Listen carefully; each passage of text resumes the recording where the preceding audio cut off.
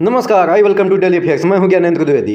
Recently 21 मार्च 2025 को America के राष्ट्रपति डोनाल्ड ट्रंप ने एक बड़े अनाउंसमेंट में कहा कि बोइंग कंपनी अमेरिका का अगला 6th generation fighter jet F-47 तैयार कर रहा है और इस जेट को next generation air dominance programme के तहत डेवलप किया जा रहा है, जिसका मकसद F-22 रैपर को रिप्लेस करना है। साथियों, ट्रंप ने इसे दुनिया का सबसे एडवांस और डेडली फाइटर जेट बताया, जो एरियल कॉम्बैट की परिभाषा को पूरी तरह से बदल देगा।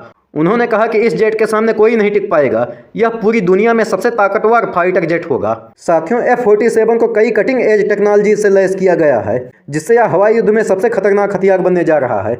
इस जेट में super stealth design, hypersonic speed और artificial intelligence based power fair capabilities जैसी आधुनिक सुविधाएं होगी। साथियों, यह जेट ड्रोन स्वार्म के साथ ऑपरेट कर सकेगा, यानी यह कई अनमैन्ड ड्रोन को एक साथ कंट्रोल कर सकता है, जिससे इसकी स्ट्राइकिंग पावर कई गुना बढ़ जाएगी। इसकी स्टेल्थ टेक्नोलॉजी इतनी एडवांस होगी कि इसे एनिमी रडार पर पकड़ना लगभग इम्पॉसिबल होगा। इसके अलावा इसकी हाइपरसोनिक स्पीड और लॉन्ग रेंज कैपेबिलिटीज इसे एनिमी टेरिटरी में घुसकर बेहद तेजी से अटैक और सेफली रिटर्न करने की क्षमता देगी। साथियों, एक खास बात यह है कि F-47 पूरी तरह से नेटवर्क सेंट्रिक पावर फेयर के लिए डिजाइन किया गया है। इसका मतलब यह है कि यह सैटेलाइट, ग्राउंड बेस और अन्य फाइटर जेट्स के साथ रियल टाइम डाटा शेयर कर सकेगा, जिससे यह किसी भी मिशन पर हाईली एफिशिएंट बनेगा। साथियों, इस प्रोजेक्ट के लिए बोइंग को $20 बिलियन मतलब 1.66 लाख करोड़ से ज्यादा का कॉन्ट्रैक्ट मिला है, जो कंपनी के लिए एक बड़ी जीत मानी जा रही है। पहले अमेरिका के फाइटर जेट प्रोग्राम्स में लॉकहीड मार्टिन का दबदबा रहा है, जिसने F-22 और F-35 जैसे आधुनिक फाइटर जेट्स बनाए थे,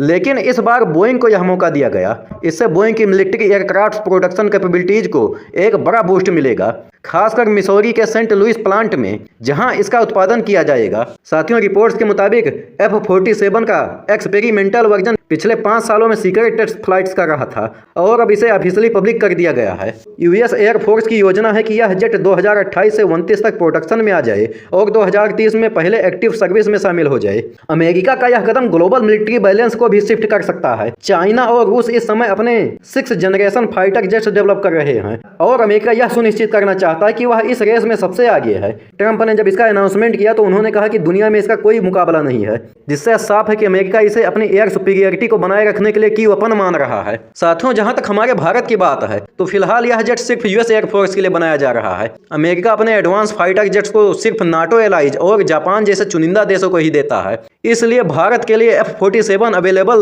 होने की संभावना अभी कम है। लेकिन क्या पता, अगर इंडिया यूएस डिफेंस रिलेशन मजबूत होते हैं तो भविष्य में इसकी संभावना बन सकती हो। खैर, यह सिर्फ एक अनुमान मात्र ही है। साथियों, F-47 सिर्फ एक नया फाइटर जेट नहीं है, बल्कि भविष्य के हवाई युद्ध में ब्लूप्रिंट है। इसमें AI, हाइपरसोनिक स्पीड और अनमैन्ड टेक्नोलॉजी का ऐसा कॉम्बिनेशन होगा जो एरियल कॉम्बैट को पूरी तरह स्ट्रेटजी में बदल देगा। इसे दुनिया का सबसे पावरफुल फाइटर जेट बताया जा रहा है और अगर यह अपनी एक्सपेरिमेंट्स में खरा उतरता है तो अमेरिका को एयर डोमिनेंस के मामले में अगले कई दशकों तक अजेय बना सकता है। ट्रंप ने इस जेट के बारे में बोलते हुए कहा कि दुनिया में कोई भी इस जेट का मुकाबला नहीं कर सकता। यह अमेरिका की सबसे बड़ी ताकत बनेगा और हमारी एयरफोर्स को दुश्मनों से हमेशा एक कदम आगे रखेगा। United States Air Force is moving forward with the world's first 6th generation fighter jet. Number 6, 6th generation. Nothing in the world comes even close to it, and it'll be known as the F-47. The generals picked a title, and it's a beautiful number, F-47. It's something the likes of which nobody has seen before in terms of all of the attributes of a fighter jet. There's never been anything even close to it, from speed to maneuverability to what it can have to payload. And this has been in the works for a long period of time. साथियों, इस announcement के बाद defence experts और military स्ट्रेटेजिक्स इस jet को 21वीं सदी का सबसे बड़ा गेम चेंजर मान रहे हैं। अब यह देखना होगा कि अमेरिका इसे कितनी तेजी से डेवलप कर पाता है और क्या यह अपने सभी क्लेम्स को साबित कर पाता है या नहीं।